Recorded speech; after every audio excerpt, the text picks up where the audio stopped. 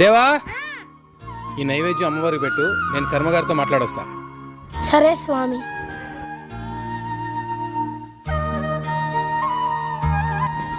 అమ్మా, నైవేద్యం తెచ్చా, తిను. వాసన భలే ఉంది. ఏంటమ్మా తినడం లేదు?